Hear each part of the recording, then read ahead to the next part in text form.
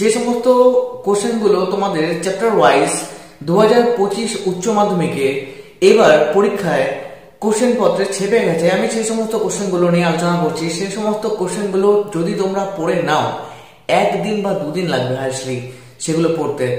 সেগুলো যদি তোমরা পড়ে নাও, পরীক্ষার হলে আগুন লাগিয়ে আসবে তোমাদের এক্সাম পেপারের মধ্যে। এতটুকু আমার গ্যারেন্টি রইল। উচ্চ মাধ্যমিক 2025-এ যাদের হিস্ট্রি রয়েছে, এই ভিডিওটা ঠিক তোমাদের জন্যই। এক্সাম পেপারে, তোমাদের উচ্চ মাধ্যমিকে এক্সাম পেপারে যে সমস্ত কোশ্চেনগুলো আসবে, আমি সেই সমস্ত কোশ্চেনগুলো নিয়ে আলোচনা করছি। এটা কোনো সাজেশন না, বলতে পারো এক কথায় বলতে পারো প্রায় কোশ্চেন পেপার, একদম কোশ্চেন পেপার। তোমাদের চ্যাপ্টার ওয়াইজ যা যা পরীক্ষাতে আসবে, কি কোশ্চেন করতে হবে, হাইস্টলি 1 থেকে 2, প্রত্যেকটা চ্যাপ্টার থেকে 1 থেকে 2 করে যে সমস্ত ইম্পর্টেন্ট কোশ্চেনগুলো রয়েছে, সেগুলো কোশ্চেনগুলো নিয়ে আমি আলোচনা করব। যেগুলো পরীক্ষায় প্রায় এসে গেছে বলতে পারো, সেগুলোই কিন্তু তোমাদের এক্সাম পেপারে ছেপে গেছে।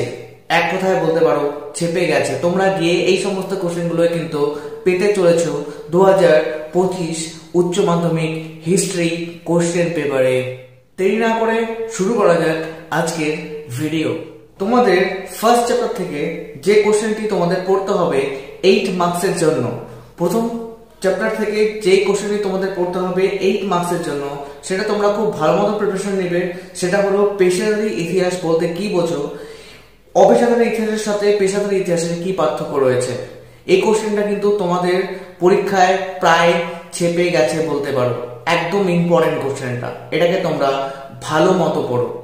সেকেন্ড অধ্যায় থেকে দ্বিতীয় অধ্যায় থেকে যে কোশ্চেনটা তোমাদের পড়তে হবে, সেটি হলো সাম্রাজ্যবাদ সম্পর্কে হবসন এবং লেনিনের মতবাদ সম্পর্কে আলোচনা করো, অথবা হবসন ও লেনিনের তত্ত্ব সম্পর্কে আলোচনা করো। এবং এর সাথে তোমরা আরেকটা কোশ্চেন পড়ে রাখবে অর হিসাবে, সেটা হচ্ছে সাম্রাজ্যবাদ কাকে বলে, সাম্রাজ্যবাদের উদ্ভবের কারণগুলি লেখো। সাম্রাজ্যবাদ কাকে বলে, সাম্রাজ্যবাদের উদ্ভবের কারণগুলি লেখো। এই দুটো কোশ্চেন শুধু এখান থেকে পড়ে নাও, ব্যাস তোমরা আগুন লাগিয়ে চলে আসবে পরীক্ষার হলে। থার্ড নাম্বার চ্যাপ্টার থেকে যেটা তোমাদের পড়তে হবে, প্রথম যে কোশ্চেনটা তোমাদের পড়তে হবে সেটা হলো নানকিং ও তিয়ানসান সন্ধির মূল শর্তগুলি আলোচনা করো। নানকিং ও তিয়ানসান সন্ধির মূল শর্তগুলি আলোচনা করো। এছাড়া ভারতের রেলপথ প্রবর্তনের উদ্দেশ্যগুলি লেখো। ভারতের রেলপথ প্রবর্তনের উদ্দেশ্যগুলি লেখো। ভেরি ভেরি ইম্পর্টেন্ট কোশ্চেন, তোমাদের পরীক্ষায় প্রায় ছেপে গেছে সেটা বলতে পারো।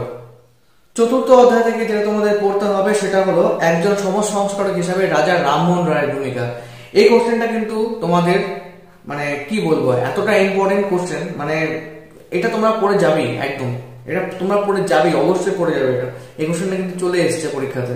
এছাড়া যেটা এখানে বলা হয়েছে সেটা হচ্ছে চীনের চৌঠা মে আন্দোলন। এই কোশ্চেনটা কিন্তু খুব ইম্পর্টেন্ট কোশ্চেন। চৌঠা মে আন্দোলনের কারণ বিশ্লেষণ করো এবং তার প্রভাব লেখো। Very very important question. এই দুটো কোশ্চেন যদি তোমরা চতুর্থ অধ্যায় থেকে পড়ে নাও, ব্যাস তোমরা আগুন লাগিয়ে দেবে পরীক্ষার হলে। এছাড়া পঞ্চম অধ্যায় থেকে যেটা তোমাদের পড়তে হচ্ছে সেটা হলো রাওলাট আইনের উদ্দেশ্য কি, গান্ধীজি এর বিরোধিতা কেন করেছিলেন। রাওলাট আইনের উদ্দেশ্য কি, গান্ধীজি এর বিরোধিতা কেন করেছিলেন।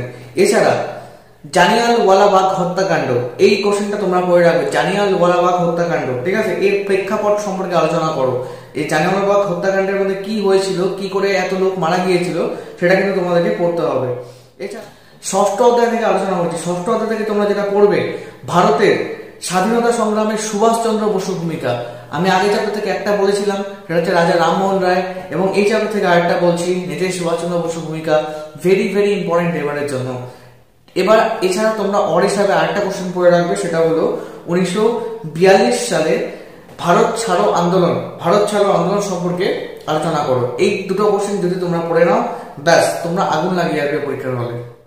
এরপর সপ্তম অধ্যায় থেকে আমি আলোচনা করছি। সপ্তম অধ্যায় থেকে যেটা তোমরা পড়বে সেটা হচ্ছে সুয়েজ সংকট সম্পর্কে সংক্ষিপ্ত বর্ণনা দাও। এছাড়া ট্রুম্যান নীতি কি এবং মার্শাল পরিকল্পনার উদ্দেশ্য কি ছিল। ট্রুম্যান নীতি কি এবং মার্শাল পরিকল্পনার উদ্দেশ্য কি ছিল। দুটো কোশ্চেন তোমরা খুব ভালো মতো পড়বে।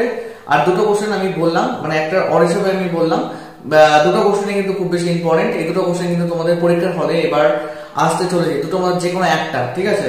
যে কোনো একটা হয়তো তোমাদের পরীক্ষাতে আসবে, কিন্তু এই দুটোই মানে কি বলবো এতটা বেশি ইম্পর্টেন্ট। অষ্টম অধ্যায় থেকে তোমরা যেটা পড়বে সেটা হচ্ছে, ভাই এই কোশ্চেনটা এতটা ইম্পর্টেন্ট কোশ্চেন, সেটা হচ্ছে বাংলাদেশের মুক্তিযুদ্ধ সম্পর্কে আলোচনা করো। হ্যাঁ, এই যুদ্ধে ভারতের ভূমিকা কি ছিল, মুক্তিযুদ্ধ সম্পর্কে মানে এবার মুক্তিযুদ্ধ নিয়ে একটা কিন্তু কোশ্চেন করবে। হ্যাঁ, আর এটা তো আমাদের মোটামুটি অষ্টম অধ্যায় থেকে লাস্ট কোশ্চেন হবে। হ্যাঁ, সেই কোশ্চেনটা কিন্তু এই কোশ্চেনটা আসার চান্সেস প্রায় 99.9% মুক্তিযুদ্ধ সম্পর্কে। ঠিক আছে, মুক্তিযুদ্ধ সম্পর্কে এই কোশ্চেনটা প্রায় ছেপে গেছে, তোমরা বলতে পারো এই কোশ্চেনটি।